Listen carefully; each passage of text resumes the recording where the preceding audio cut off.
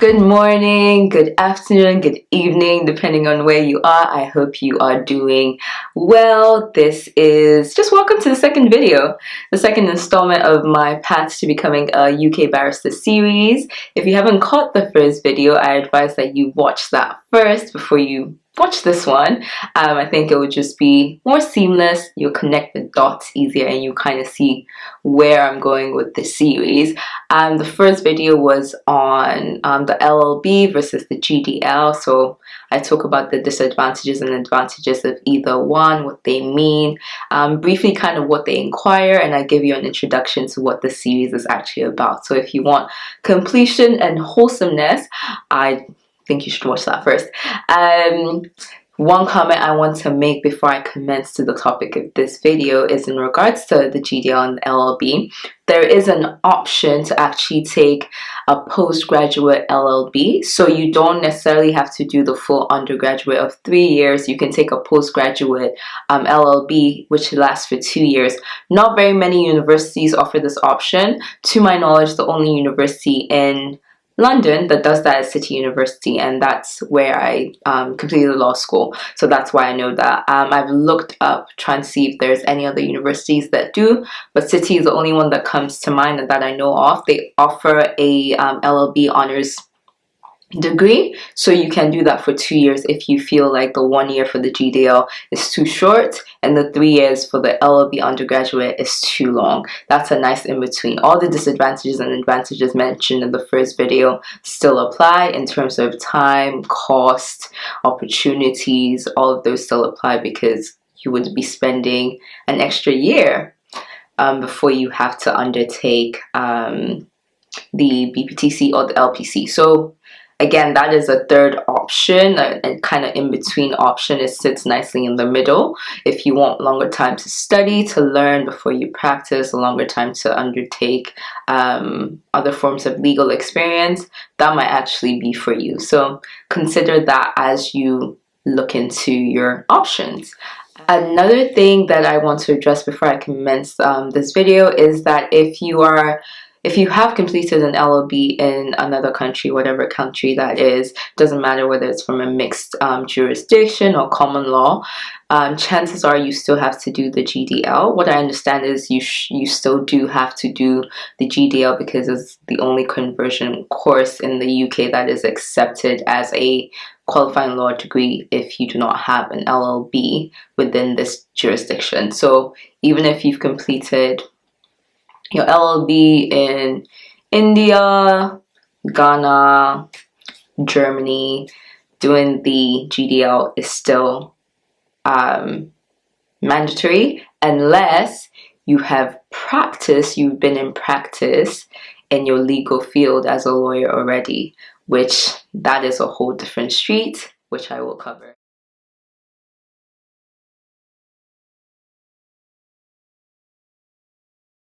Okay, so now let's get to this topic. What is the GDL? So the GDL stands for Graduate Diploma in Law. It is sometimes called the Common Professional Examination. That was its former name, but I think as at least of 2018, that would still appear in your certificate. On your degree, it would appear as GDL/CPE, which is Common Professional Examination. They mean absolutely the same thing, so it's fine. And I think when you're doing your applications as well, it probably shows up in the application portal as CPE, so do not be confused. It is referring to the GDL. What is the GDL? It is a qualifying law degree. It is a law conversion course for non-law graduates who, again, already have a degree in another field or in another area and want to pursue a legal career and want to just jump right into that pursuit without dilly-dallying. So if you are just ready and set to go on a legal path, the GDL is a renowned, wholesome, challenging way to do that. So that's what the GDL is. Now let's get into the cost, providers, how the application works and all of that. So I'll start with the application procedure.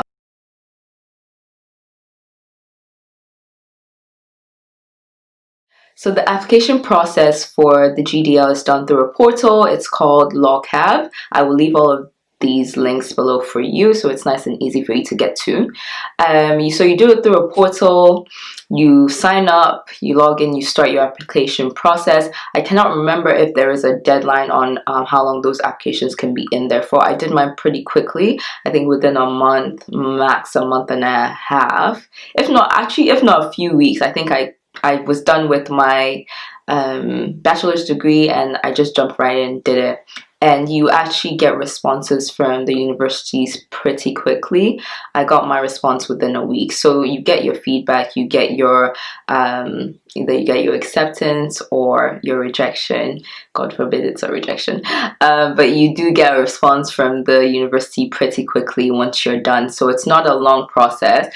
I find that postgraduate applications move a lot smoother than undergraduate applications. They're not as long, they're not as bureaucratic. You will actually probably have someone from the university's legal department, a law school department message you, email you very informally to inform you about your acceptance, or very formally. Still, you will communicate with them sometimes before you even get your official acceptance. So it's a lot more fluid, it moves a lot more quickly, it's a lot more easy, which I think a lot of you will appreciate. So you do your application through LLB.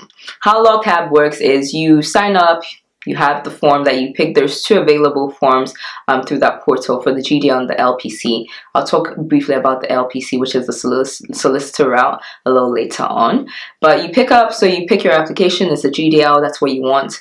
How it works is you fill in all of your personal information, of course, and then you need to upload a personal statement. So a personal statement is required of you for the application. A question on the application will tell you what to cover in your personal statement. It might be, why do you want to pursue law? It might be, like, tell us a bit about yourself. But you will be submitting the same application with the same personal statement and everything to all the same, to that to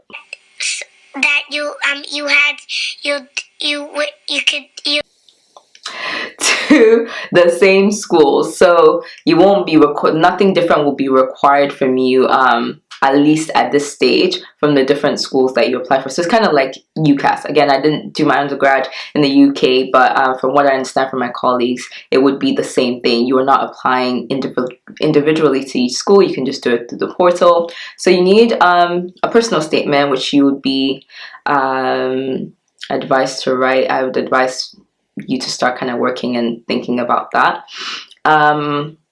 Again, I can't remember this, and there's no detail of this I can find anywhere, but I don't think the applications expire. So even if you start now, just so you can see what the personal statement question is, that would be great, because then you can start working on it, take your time, perfect it. I don't think you don't need more than 500 words, so it's like a page, nothing more, nothing less. So super nice, super easy. And then you need to select your school. So you are given an option of ranking 3 to 5. It's not more than 5. I believe it's not more than 5, but you do need to rank your top 3. So when you're picking, so you do your application, all of that, you get to the drop down tab and you need to rank what your top choice is, what your second choice is, what your third choice is, and etc. So for me, top choice, I don't know if you need to know this, but my top choice was definitely City University, which I then got accepted to and went to, yada yada yada. So that's pretty much the process for that bit. You will then advance to different pages in the application. One of the very last ones being that you need 2 referees. I don't think it's changed from 2 referees, but you need to put in their name, their email, their address, their phone number. So you need to start to think of people that you can use as references or recommendations, as US Canadians will say, recommendations. So what is required of them is, once you put their information in, they're going to be directly contacted by LLB, or by your institutions, I should say, for your for the reference. So the reference will not be passed through you. You will have absolutely nothing to do with it. I want to lay this out because this actually might be done differently in different like jurisdictions and countries, but you have no input on this part of references. All you need to do is put in their information, and obviously you need to inform them that they will be contacted and you want them to provide a reference in advance. When they actually are contacted, I have no clue, but again, I said that the process moved very quickly, so I'm assuming that they got contacted right when I submitted my application. Another thing is some schools will offer you a conditional offer, conditional on receiving references. So you might have again, offers come in unconditional and conditional. So even if your referees aren't contacted immediately or they don't get your references immediately, it does not necessarily inhibit your acceptance into a school after you've submitted your application. So 2 referees, and that's about it. That's really the end. It's a very straightforward, very simple application. The only things that really will take your time is making sure that your referees get the recommendations like done on time and you finishing your personal statement. There is no application fee on that portal, so you can actually submit your applications for free. By the time this video goes out, anything could change, so please do not hold me to that, but just prepare. I wouldn't say it's more than £50, but do have that just on hold in case you need to pay for the application, but these applications are generally free. The BPTC application, I'll tell you in advance, however, is not free, somewhere between £30 to £50. I believe it was 35 in 2018 at the beginning of the year. So just have some money on hold just to pay off the application and get it over and done with, in case it comes to that.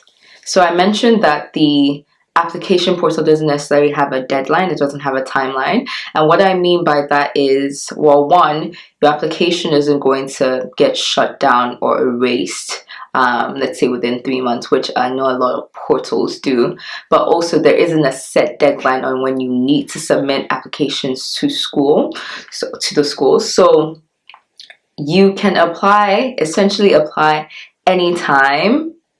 If you are an EU student or if you're a European citizen, you can apply anywhere between January at the beginning of the year and beginning of August, if you're feeling like risking it. Because again, the responses come back pretty quickly. It's not a long process. So if you're an EU citizen, you're an EU student, you have that freedom. If you are an international student, and by that, every time I say that, what I am referring to, the group of people I'm referring to are non-EU international students specifically. So if you're an international student, non-EU, you cannot take that risk at all, because visa requirements and restrictions would have required you to apply a lot earlier so that you can meet the requirements, the timelines for the requirements of the visa, you can meet them on time. So you have a 30-day restriction for keeping money in account. I will go into that actually in the next video. So you cannot afford to be applying in August when the programs start in September. So you have a bit of time between both categories of students. You have a bit of time to apply, but you need to obviously have applied latest by August. Again, you know who that's for. But the programs typically start in September. Typically the beginning of the 3rd week of September is when they would start. Some schools start a little later, maybe even at the end of September, but by September you need to be sorted out. And if you need a visa, I advise that by the beginning of July, you should have your application submitted. Like, that is at the absolute latest. Now, if you want to take the GDL this year, you still can, and you still have time to apply. So I would advise that you apply, get everything together. And then if you need a visa, you need a tier 4 visa. That is the category for non-EU international students. Then you can get to working on that. You have the time to do that, because it can cause a bit of tension and panic when it's too close to September for you to get a visa, but you also cannot apply for the visa specifically before June anyway, because it needs to be 3 months to the date that you would start. So July is the best time to have submitted and get your visa applications rolling. In the first video, I'd mentioned that certain specific universities offer or run the GDL course, so it's not every university, and the ones that do, we call them GDL providers. So it's a great thing that they do on-campus learning and online learning. So you will find with a few of the GDL providers, you can actually take your GDL course entirely online. What the system used to be was that you would do that course online and then you would take the finals in person, so you would have to come here. However, given that a lot has shifted within this time, I'm going to say that those exams will probably be online as they are for the current students right now. So we will get into that. So we have online and on-campus options. Thankfully, with the GDL providers, they're quite spread across England. So you don't necessarily have to live and study in London if you don't want to.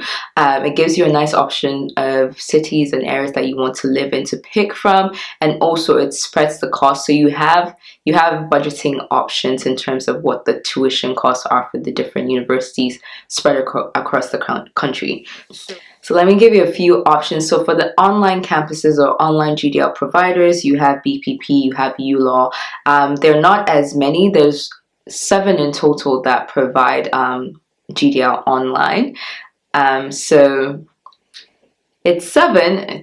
I think it's a good enough range to choose from. But if it's just none of the schools do it for you, then you're probably going to find yourself on campus with an on-campus GDL provider. Again, this current situation has kind of shifted how we're doing learning, so it might not actually be necessary. There might actually not be on campus teaching for a little while, so you will know from the schools when you apply, or even before you apply, you should actually email them and find out how they're planning on carrying out these courses. They might all just offer an online GDL course for this coming year. For typically, if this wasn't happening, the typical GDL on-campus providers, University of Sussex, City University, BPP, at all its locations. BPP has I think between 6 and 8 different locations, Leeds, Bristol. So you have BPP. ULaw also has a bunch of different locations, and they actually offer it at all their locations, both of them. Where else? We have Swansea University, Plymouth, Nottingham, Trent, and a bunch of other universities. So we have 24 GDL providers in total, so you get a nice range to choose from. There are schools in Manchester that also offer the GDL, so you have a good range of choice for on-campus GDL providers. But again, learning might all be online now, so it really probably won't matter. What will be location is not going to be the factor. It might actually be fees and something else that makes your decision for you. We also have in Wales, Cardiff University. Cardiff offers the GDL. I feel like if I hadn't gone to City, I probably would have gone to Cardiff, which would have been really interesting. But again, you're called to the Bar of England and Wales, so they have that just one, but they do have a GDL provider.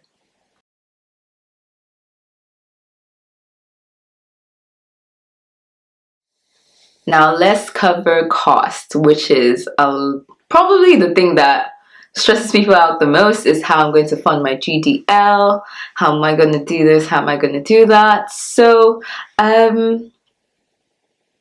the most expensive schools for the GDL are in London Central, so main London.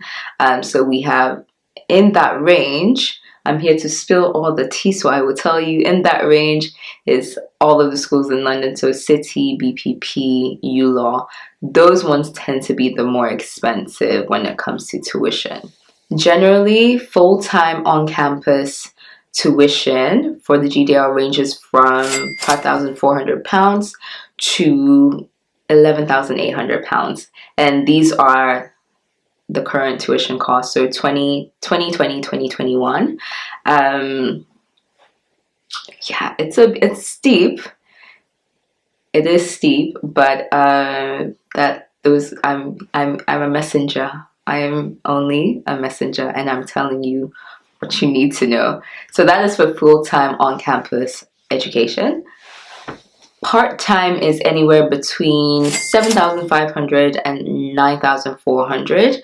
So that would be for certain schools, you split that up depending on the cost. So if it's 5,000, it might be 2,000 to 2,525 per year. It might be just 5,000 for both years. So if those are up to the universities, so you need to check and just make sure that you have the accurate information for the universities that you're looking at, because it might be one payment for both years. It might be slightly higher, slightly lower, but that is generally the range. You could have some people paying 4,890, I believe, per year part-time. So that's generally the cost range for part-time. The online GDL courses range from £4,000 to £7,500. So yes, all the figures I'm giving you are in pounds. And that's it for online courses. There's no like real division. These online courses I'm referring to are all a year, not part-time. I have not seen any ones being offered part-time. But again, this is all information, very basic, very foundational information that I'm giving you. So you need to make sure that you do your research well. If you're planning to be a lawyer, attention to detail is absolutely everything. So start now, making sure that you have noted everything, especially in terms of cost. So you want to deal with this ahead of time, and also take this cost into account. Is £200. It is still £200, thankfully, 2 years later. But again, £200 is not chicken change. So note that. The next cost is the BCAT, which is an aptitude test also required by the Bar Standards Board. It is £150.